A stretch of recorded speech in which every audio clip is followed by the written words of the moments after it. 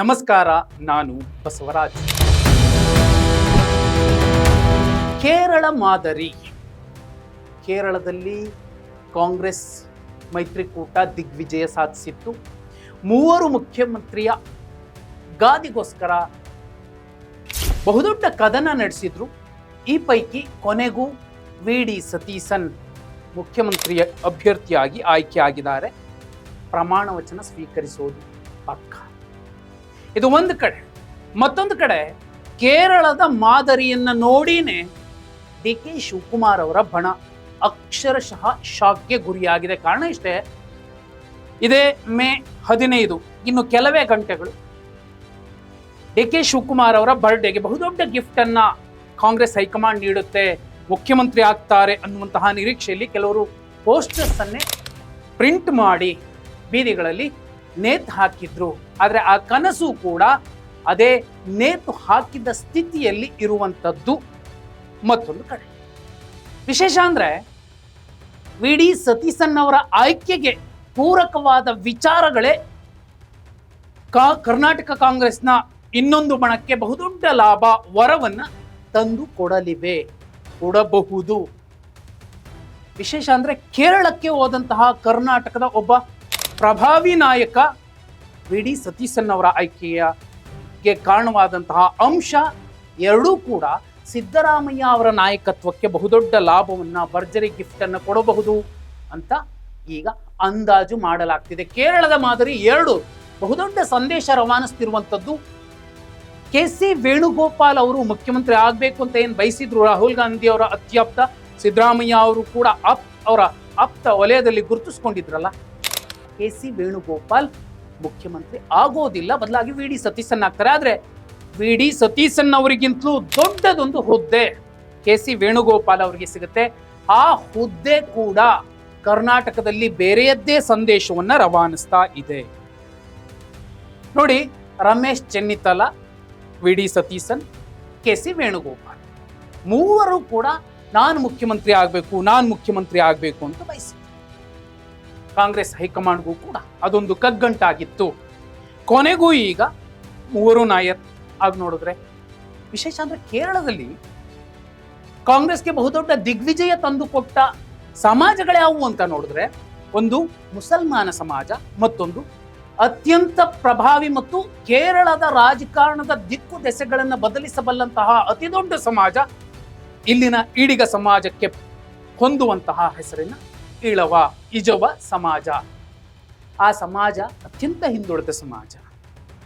ಆ ಸಮಾಜದ ನಂಗೇಲಿ ಅನ್ನುವಂತಹ ಹೆಣ್ಣು ಮಗಳು, ಇದೇ ನಾಯರ್ ಸಮಾಜ ಒಂದು ಕಾಲಕ್ಕೆ ಸ್ತನ ತೆರಿಗೆ ಪದ್ಧತಿಯನ್ನ ಇಟ್ಟಾಗ ಆ ಪದ್ಧತಿಯ ವಿರುದ್ಧ ತನ್ನ ಎರಡು ಕತ್ತರಿಸಿ ಅವರಿಗೆ ಮುಂದೆ ಇಡೋ ಮೂಲಕ ಬಹುದೊಡ್ಡ ಹೋರಾಟದ ಕಿಚ್ಚು ಹೊತ್ತಿಸಿದ್ದ ಹೆಣ್ಣು ಮಗಳು. ಅದೊಂದು ಕಡೆ ಅತ್ಯಂತ ಹಿಂದುಳಿದ ಸಮಾಜಕ್ಕೆ ಮುಖ್ಯಮಂತ್ರಿ ಸ್ಥಾನವನ್ನು ಕಾಂಗ್ರೆಸ್ ಕೊಡಬೇಕಿತ್ತು, ಕೊಟ್ಟಿಲ್ಲ. ಅಂಥದ್ದೇ ನಿರ್ಧಾರವನ್ನು ಕರ್ನಾಟಕದಲ್ಲಿ ಕಾಂಗ್ರೆಸ್ ಹೈಕಮಾಂಡ್ ಮಾಡುತ್ತಾ ಯಾವ ಕಾರಣಕ್ಕೂ ಮಾಡೋದಿಲ್ಲ.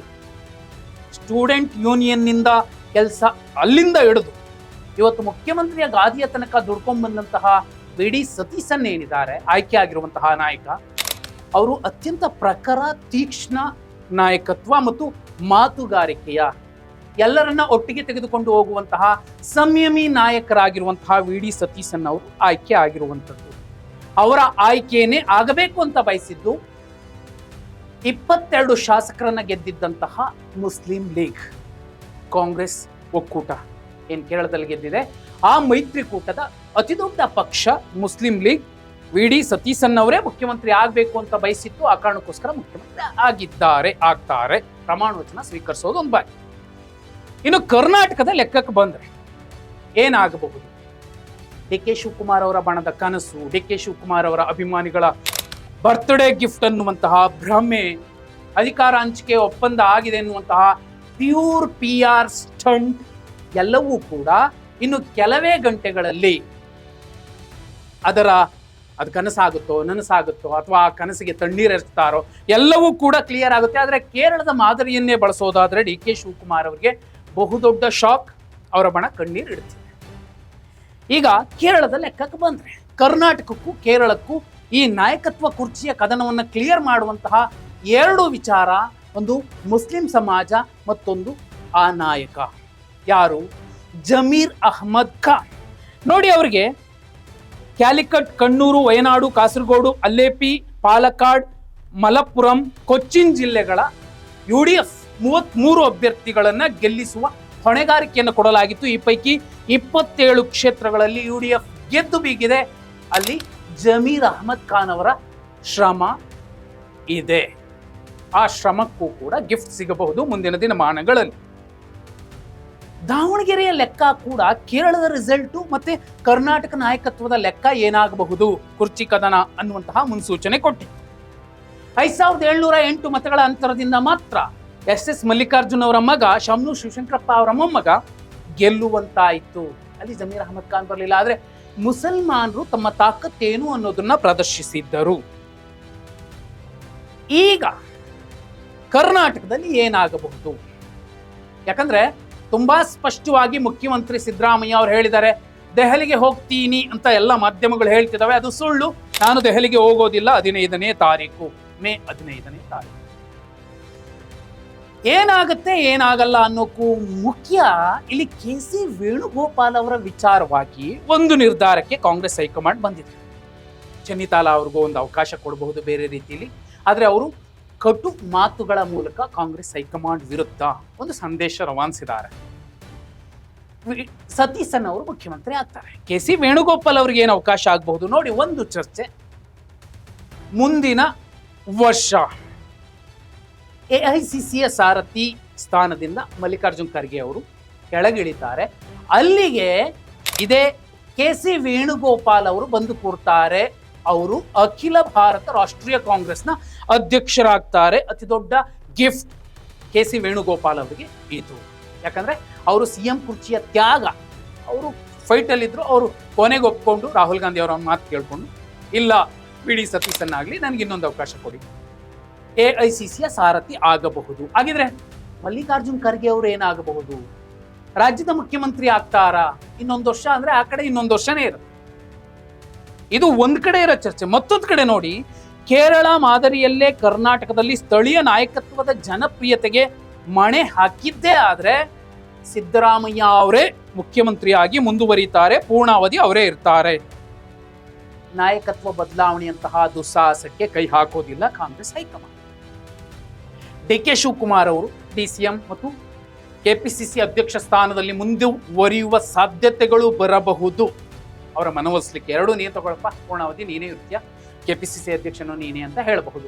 ಇಲ್ಲ, ಇನ್ನಷ್ಟು DCMಗಳ ಹುದ್ದೆಯನ್ನ ಸೃಷ್ಟಿ ಮಾಡಿ ಪೂರ್ಣಾವಧಿಗೆ ಸಿದ್ದರಾಮಯ್ಯ ಅವರನ್ನೇ ಮುಂದುವರಿಸಿ 2028ಕ್ಕೆ ಕಾಂಗ್ರೆಸ್ ಅನ್ನ ಅಧಿಕಾರಕ್ಕೆ ತನ್ನಿ ಅಂತ ಈ ಸಾಮೂಹಿಕ ನಾಯಕತ್ವಕ್ಕೆ, ಸಿದ್ದರಾಮಯ್ಯ ಅವರ ನೇತೃತ್ವದ ಸಾಮೂಹಿಕ ನಾಯಕತ್ವಕ್ಕೆ ಹೊಣೆಯನ್ನ ಹೊರಿಸಬಹುದು.